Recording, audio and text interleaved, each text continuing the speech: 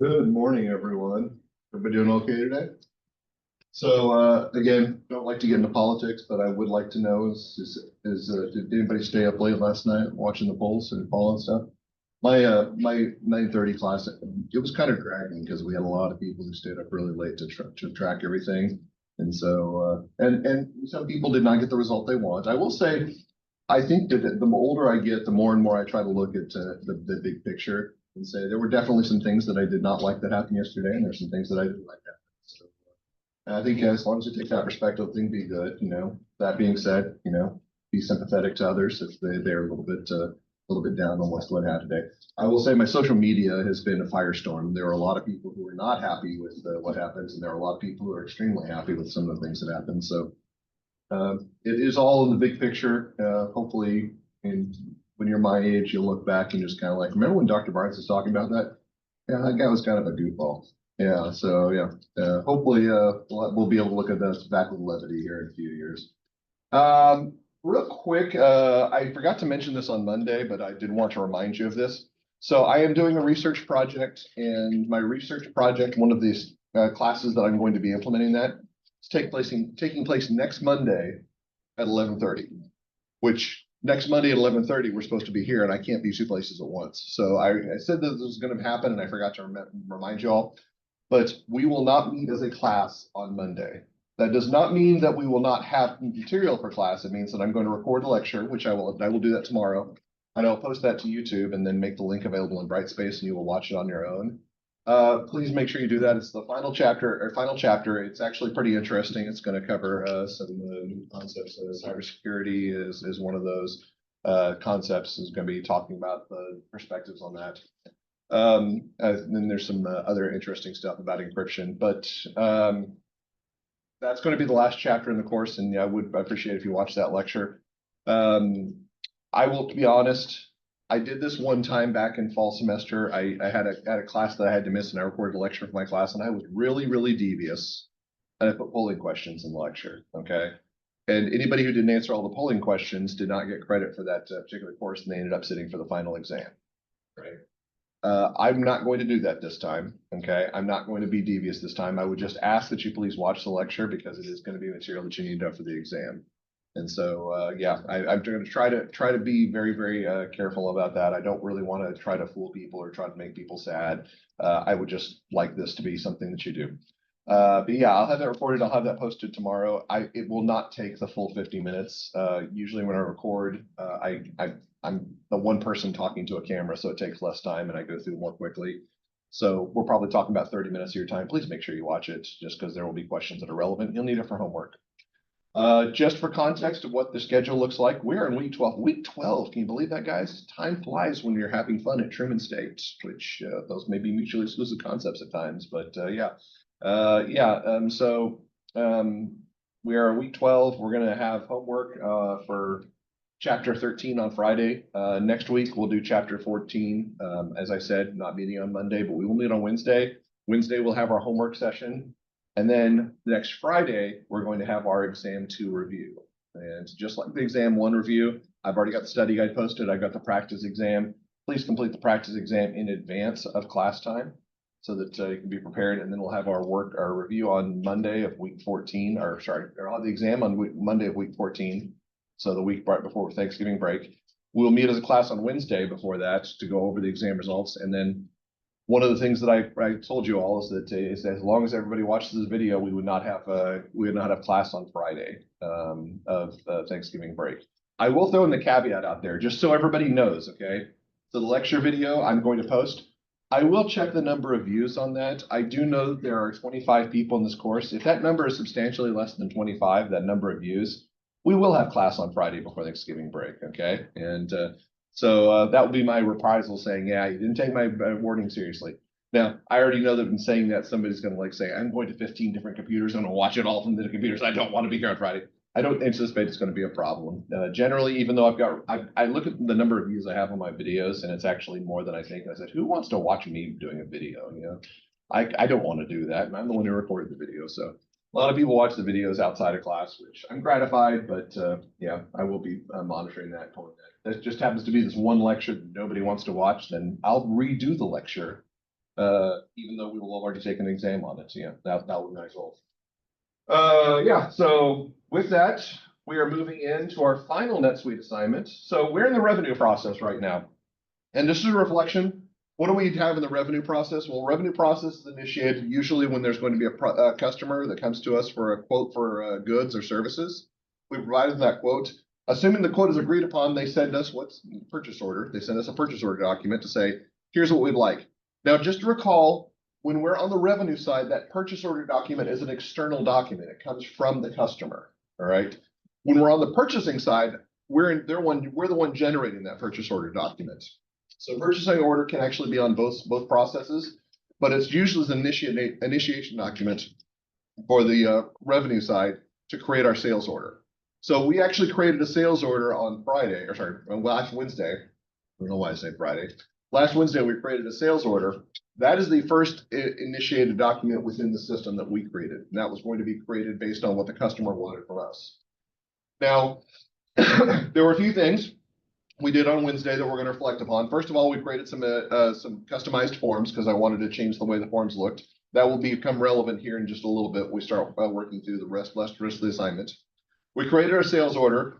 Before we created our sales order, we also went into the system and we made sure that we had some settings correct. In fact, one of our settings was that we had to make sure that sales order are pending approval.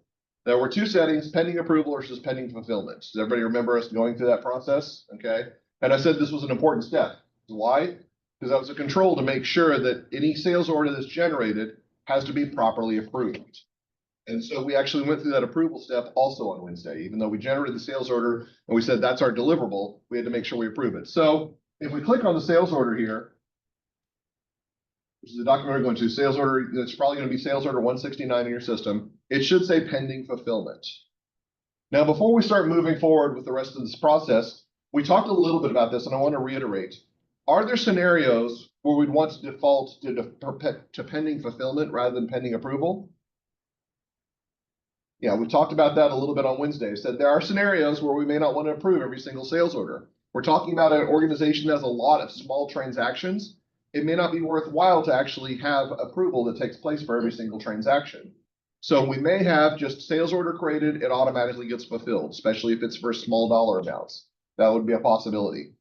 In our scenario, every single sales order that goes through the system, which is going to be an exact sum total of 1, okay, is going to actually have approval associated with it.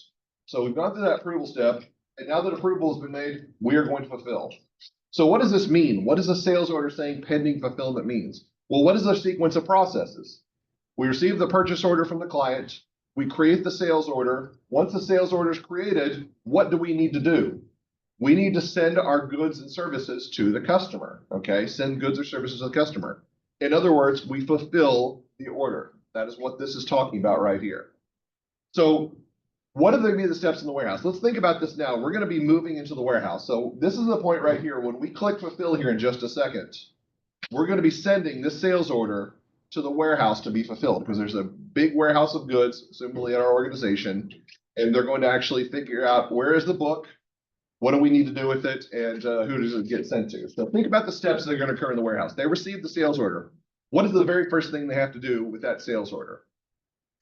They have to look at the goods that are being ordered, and they have to select them. They have to identify them on the shelves. They have to say, all right, here's this textbook written by this author that is apparently some guy at Truman State that tries to give moral and philosophical advice, all right? And so I wrote this AIS book. Actually, it wouldn't be me writing the book because it's the memoirs of a Truman State business student, and I was never fortunate enough to go to Truman State. So it's one of the Truman State business students, right? So a very, very moral and philosophical person, unlike myself. All right, so book written by this, so they've got to actually select those books, and they've got to say, this is the order, okay? And imagine like this warehouse is like a grocery store. You pick those books and you put them in your shopping cart, all right? So that's picking, okay? That's picking the books. The next step is they've got to actually have them delivered to the customer. So what do we do with any merchandise? What do you think Amazon does when they actually take in the goods off the shelf? They put them in one of those cardboard boxes. I had one delivered to me yesterday. It was very, very weird. My order was pumpkin seeds, because I've got an addiction to pumpkin seeds recently for some reason, and boogie boards. Has anybody ever seen a boogie board? Yeah, it's an LCD writing screen that you can make notes on and then clear that. Yeah, I ordered 2 of those, okay? If you want to know how those are related, they're completely unrelated. I just ordered those at the same time, all right? But whoever was at Amazon Fulfillment Center hook those items and then put them in a box. All right. So they pack them together and then needs to be shipped out to the customer. So 3 steps in the warehouse process: picking, packing, shipping. Okay. And those are all pretty straightforward and simple steps, but those step processes, those steps in the process need to be maintained. All right. So once the goods are set out, the customer receives them. We won't actually be able to visibly see that process. But at what point, what happens at that point? That is our revenue recognition point. We have sent the goods to the customers, and we've said, all right, we've met our end. Now it's time for you to pony up. All right. You extended them credit. They have got to actually pay on that receivable now. So presumably at some point in the future, and we're going to say within 10 days, it'll actually be closer to like within 10 minutes. Okay. They are going to pay on that receivable, and they're going to send us cash, and we're going to receive payments. So that is our goal for today. And it is a very, very easy step of processes. There's going to be minimal inputs. But again, the whole sequence of this process is not to work through something that's tedious and difficult to understand. It's to understand how this relates to what we've already learned and to see it in action in the process. All right, so we're at our sales order. Our sales order has been fulfilled. Our sales order has been approved. Now it needs to be fulfilled. Now, again, just like all the processes we go through, there are different ways to approach this. If we really wanted to, we could go longhand. We could go through transactions, order management, fulfill orders, or we could just start at the home screen, and we could say, we know that this is where we stopped. This is where we need to go. It's a sales order here, and we're going to go to that. I don't know why I backed up, because we're just going to go back to this item here. We're going to click fulfill. This is going to take us to the point that we're going to meet the item fulfillment, that we're going to fulfill the order. We're going to make sure that we get the items that are necessary for the order. We're going to pack them, ship them out to the customer. So click on fulfill if you have not done so already. All right. So we've got an item fulfillment document. You'll notice it to be generated. It will actually give us a document number, which is going to start with the letters IF, which stands for item fulfillment. And we need to specify the transaction number, the reference number, which will be generated upon the document being created. Let's go ahead and check a few things to make sure that all the items are correct. And again, this is going to be a minimal amount of inputs because the defaults are going to lead us a lot of the way. We will have some changes we have to make, but very, very few changes. So we need to check the date. All right. Check that our customer is correct. We got our correct posting period. This is created from the sales order that we just went from. All right. One very important thing we need to check is make sure that the fill is checked down here. If this is not checked, these items will not be picked. Okay. These items will not be selected from the warehouse. And so basically they'll just sit there in limbo. So we're determining right now what items are supposed to go to the customer. Now you will notice the status says picked. What does this mean? This is where we take it off the shelves. Okay. This is taking something off the shelves and putting it in the shopping cart, because for lack of a better analogy. Okay. So let's go ahead and check one or two more things while we're here. So when we talked about shipping last time, we said we were going to leave the shipping carrier as more, which is really confusing. But remember, I told you that I tried to do this by setting it to UPS and it didn't work. So that's why we left it as more and set our shipping method as UPS. And we got a shipping cost of $10. So we should check that. That should be consistent with what we set up in the sales order. All right. So if we're good on that, we're going to click on save. Now, before you click save, listen to what I say. All right. Click save exactly. Do not select from the drop-down menu save and bill. Do not select save and bill. I don't know why I'm telling you that. Most everybody would just click on save, but I have to clarify, if we go to save and bill, we will skip the rest of the process, which is a bad idea. Okay. So just click on save.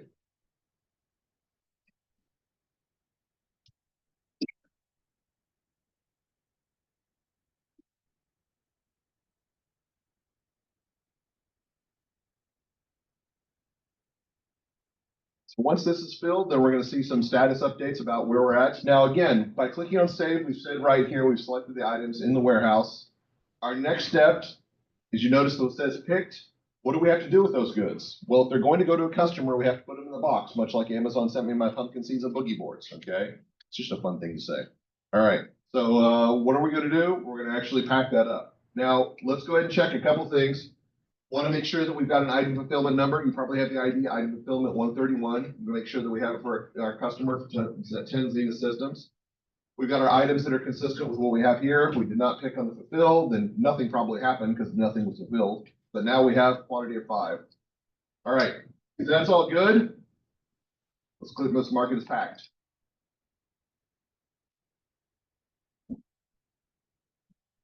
All right, at this point right here, whoever's responsible for creating the packing, whoever's putting it together into the box, this is where they're saying, all right, I have met my end of the bargain.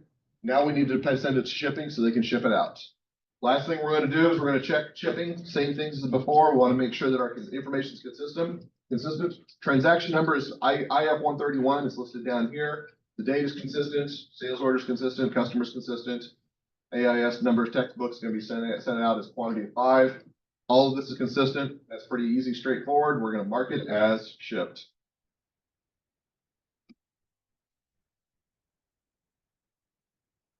All right.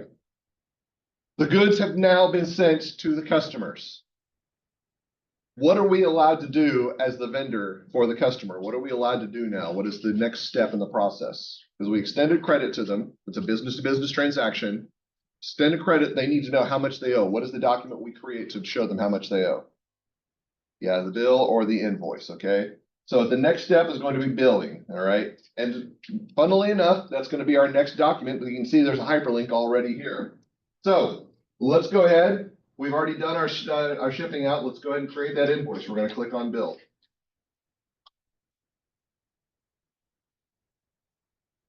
Now, again, what I really like about this current iteration of NetSuite is this is a sequential process. As long as you know what the document you left off on, you can go to that document and move on to the sequence. It doesn't work for every single step, but for most of the steps that we're going to be talking about, it does. And it's really nice for the revenue process. All right. We are now at the invoice. But I'm going to give a brownie point to anybody who can see what's wrong with this invoice. Well, we'll do a time frame of 12 seconds. What you got? It's not in the primary invoice form. Very good. Okay, so remember, we created a primary invoice form, but this form is not the primary invoice form we created. So, all right, Tyler gets the brownie point for today. Redeemable with the brownie point redemption parlor down the street. Okay. All right, let's go ahead and change this to primary invoice form. It's not going to be a massive change, but keep in mind that we did simplify a few things when we created that new form. We want to make sure we keep it that simple form. So we had to verify that's correct. So now we're in primary invoice form. Form has changed from primary invoice form. Everything else should be updated. So let's go ahead and check and make sure our information is correct. So what would we be doing at this step? We talked about matching documents last time. Remember I said if we're creating the sales order, we'd also match that information to the purchase order, which we don't have a physical copy of the purchase order because I'm a little bit too lazy to create one. I really need to get on top of that. But presumably, we'd have a physical copy of the purchase order or an electronic copy. We have the sales order in our system. We can compare that information to our invoice. And what are we looking for? We're looking for consistency and information across the document. So purchase order is listed here. The client is listed here. The information on where the warehouses are going, all the information is consistent and it looks consistent. It looks consistent, everything. Most important thing, what was been ordered, what was the price that was ordered at, what was the quantity, and the amount that's total. We want to check the mathematical accuracy on those items. The good news is that everything should be correct. Now, I use that as a foregone conclusion. I did have a few times in past semesters where somebody said, Dr. Barnes, mine didn't match, and we had to backtrack and figure out why. But everybody should look like this if they followed my steps. So everybody looking good so far? All right. So let's go ahead and let's check one thing. Okay, let's check one thing. Actually, we're going to check that. Okay, so we're good. So upon verifying that everything is correct, we are going to go ahead and we're going to issue this invoice. So to issue the invoice, it's going to be just to click on save. Let's go ahead and do that. Again, what we're doing here is creating the invoice, and then we're going to send this to our customer. This is going to specify to the customer, you have received the goods. This is the money that you owe us. But you can probably guess where we're going from this point right here, because the invoice is one of our critical documents. All right. Now, our next step when we get the payment from the customer is going to be to accept payment, however. Okay, I said however, so that nobody would click on accept payment right away. Let's go ahead. Let's create a copy of this document for our records. So we've got our invoice that's been created, invoice 230. As before, we're going to go over to the printer icon.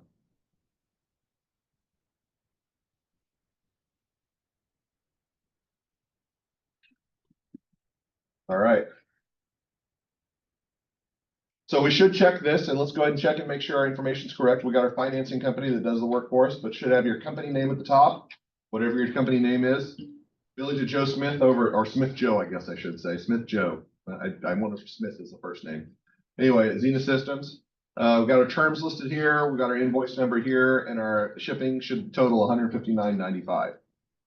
So we need this document because this is one of your two deliverables for today. So by now, I shouldn't have to tell you, but what are we going to do with this? Yeah, change it to PDF. So go ahead and make sure you save it as a PDF file.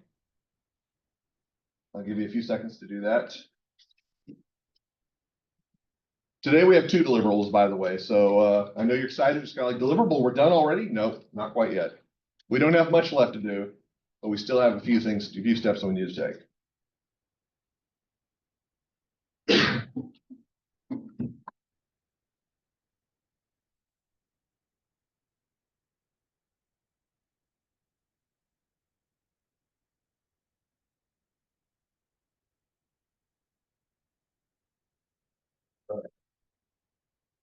So once you've saved the invoice as a PDF, you can probably guess what's going to happen. We need to accept payment. So as before, we do have a lot of series of documents here that we can track through here, and we can just go ahead and accept payment through that. Let's talk really quickly about what we would do if we wanted to navigate to here. So let's go transactions, customers, accept customer payments.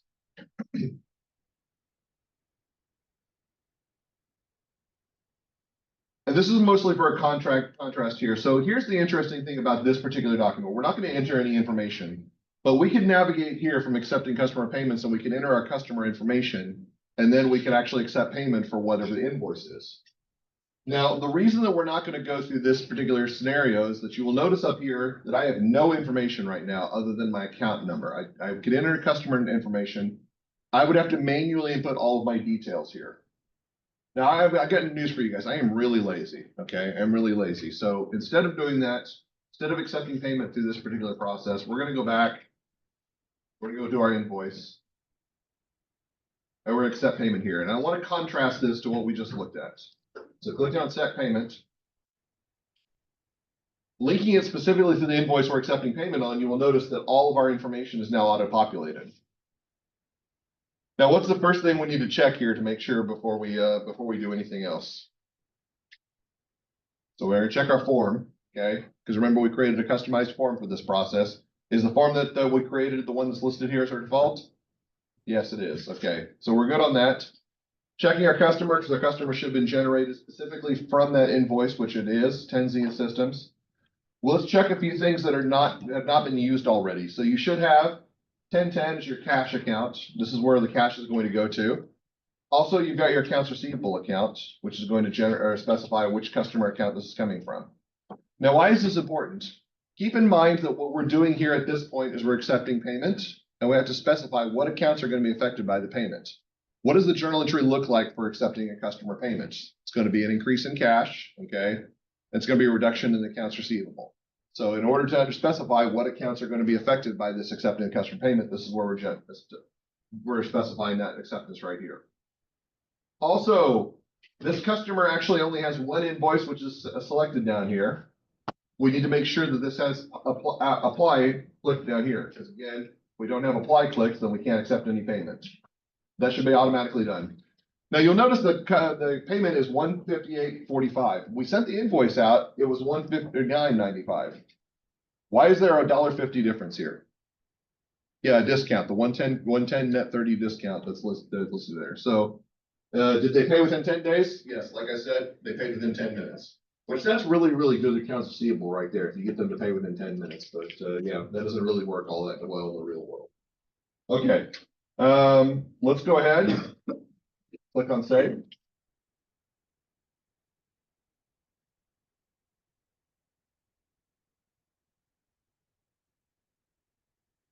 Now it's important to note, associated with this customer payment would actually be some sort of customer payment documentation that's external to NetSuite. This would either be a credit card transaction. This could be an electronic funds transfer. This could be a check if they mailed in a check physically, which some businesses still do that. But we would have that document, whatever that payment document is, that we would use as proof of this customer payment, and then we would process that customer payment through the system that we just did. All right, so now it's deposited in the bank and we've cut customer payment. Congratulations, we're at the end of the process. However, I did say there were 2 documents today. So what is our second document? That's going to be our payment confirmation. So let's go ahead and click on print.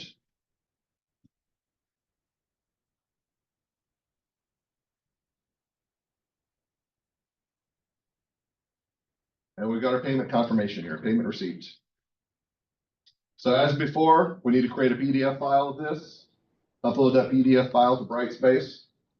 And congratulations, you've finished the NetSuite exercises. By the way, you may be saying, this seems pretty easy. This doesn't seem like it should be that easy. The simple truth is that my intentions for this a long time ago were to actually make it a little bit more rigorous. There's actually a NetSuite 8 assignment that comes after this, which actually has you create a new series of items and create a purchase and a revenue. Unfortunately, with the things that have happened in the past, it really messed up the schedule. So that's why we don't actually have a corresponding assignment with this. So this is it. This is the end of the NetSuite assignments. Now, hopefully you took diligent notes because there will be multiple questions on the exam about the NetSuite assignments.